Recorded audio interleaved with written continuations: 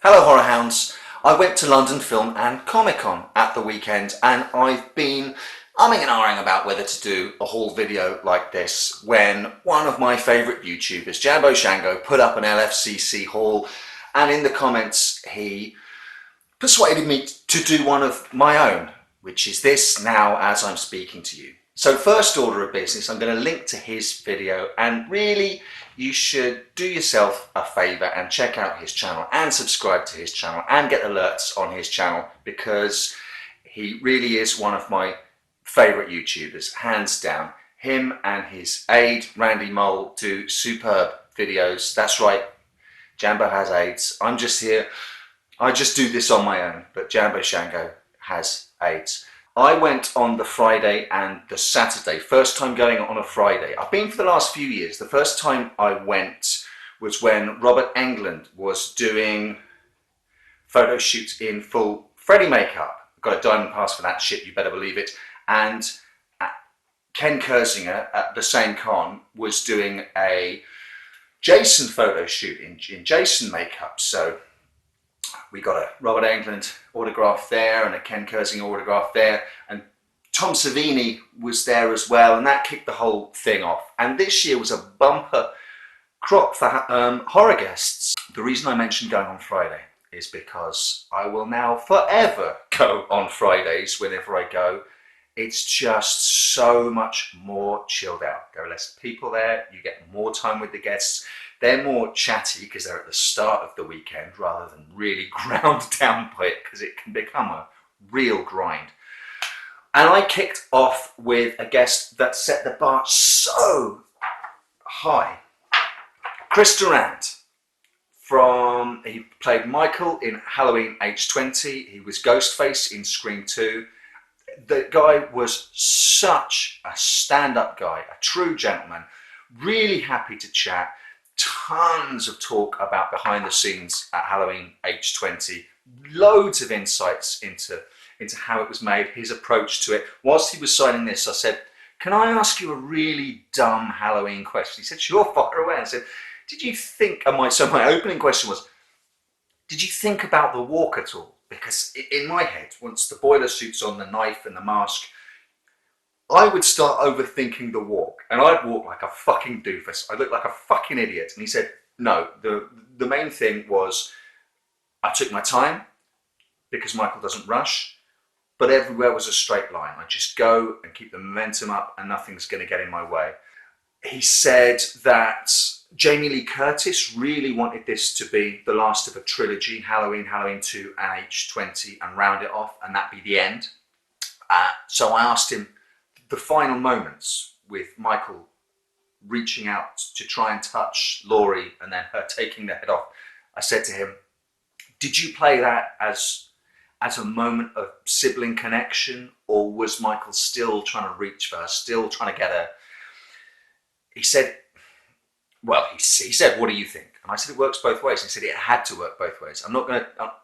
My job was to make it work both ways. And more than that, even though Jamie Lee wanted it to be the end, the producers already had in mind, while they were shooting that ending, the switcheroo for Resurrection. So he said, I had to play it so that if that film came about, it would work that way as well. I really dropped the ball by not asking him about Scream, not asking him any Wes Craven questions, because the man was he was amazing. He was my guest of the weekend, and he was the first guest.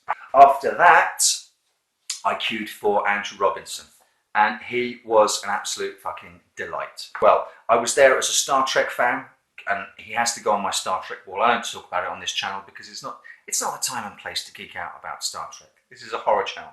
But I had to get two for him. I had to get a Garrick signed photo, and I had to get a Hellraiser photo. So we talked a little about Star Trek, we talked a little about Hellraiser as well, and Clive Barker, but mostly, I'll be honest, we bemoaned the fact that there weren't very many Andrews in the movies, and if there's an Andrew character, he tends to be a bit Weasley, or he tends to be the best friend, never the hero. What's that about? After that, I circled back round for the Friday the 13th ladies, sat together. Adrienne King was so charming, so delightful to talk to, really engaging, really and was asking questions back at you and really gave a shit about your answers as well. It was a nice, proper chat. She was really popular over the entire weekend. Right next to her, Robbie Morgan, also from Friday the 13th.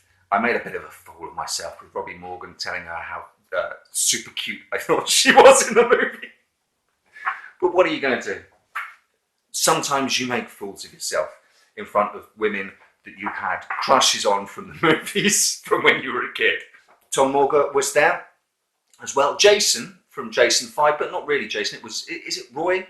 I didn't really have much interaction with him, but really glad I've got him to add to my Jason collection.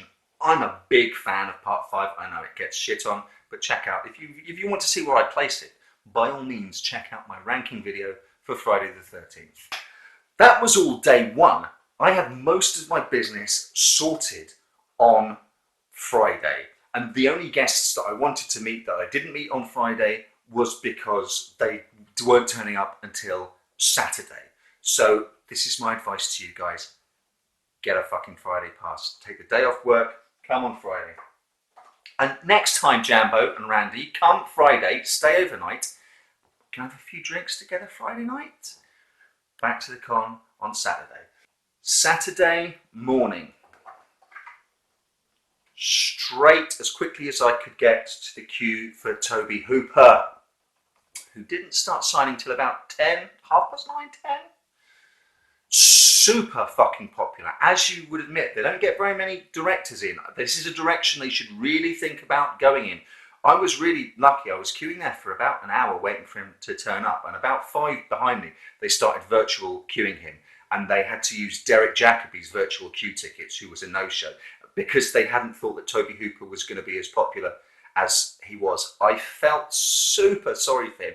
It was so hot on the Saturday. The guy's getting on.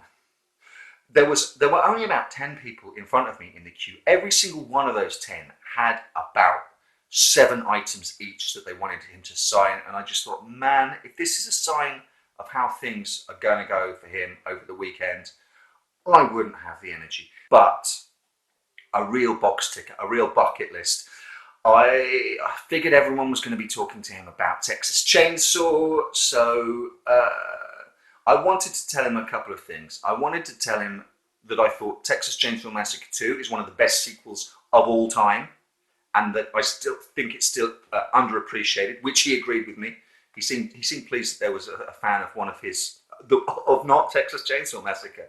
And I told him how much I fucking love Life Force. And he really lit up with that and started telling stories about the filming of Life Force and the like. And I get from Jambo and Randy's video that he really lit up talking to them about Eaten Alive as well. So I guess he appreciated people who wanted to talk to him about movies that weren't Texas Chainsaw Massacre. Not that he didn't want to talk about TCM, but, you know, the guy's done other stuff.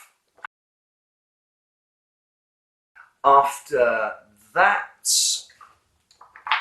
the only guest left for me on my to-get list, on my wish list, was Imogen Borman from Hellraiser 2. Again, she was super popular, and her queue was always long. I think it took Showmasters a little by surprise again how popular she is. But if you get someone in a cult sort of movie like this who rarely does the convention circuit, people are going to want to see her. Showmasters came to her to ask her to stop posing for photographs, and she was having none of it, I'll tell you that. Basically, jog on. And she was wonderful, engaging, like a fine wine, let me tell you. She looked great. She was great to chat to. She posed for a photo, which I'll stick that here now, briefly. And finally, basically, Andrew Robinson was so freaking awesome that after I'd got everyone's autographs on Friday, going around the stalls section, this caught my eye and I bought this. I've been after one for ages anyway. I bought this and booked myself a photo shoot with Andrew Robinson for the next day, for the Saturday. I didn't read the sign properly on the stall. This, which I was happy to pay the price for, came with this. So I was carrying this around most of Friday afternoon. I was on my way into the loos carrying this when Andrew Robinson was coming out, and the poor guy must have thought, "Oh Jesus Christ, it's a fucking demented Hellraiser fan," and I just want to I just want to get out of the toilets. The last order of business on Saturday was a photo shoot with Andrew Robinson. He really liked the fact that I brought a prop along, and there it is. That's gonna go up on. Look how happy I am. That's going to go up on the wall with Freddie, Jason. I've got a Tobin Bell photo from last year as well. I'm going to get some more shells. They're all going to go up there, but thanks for bearing with me while I regale you with some really fond memories of a great weekend. Now, when are they going to start confirming guests for 2018?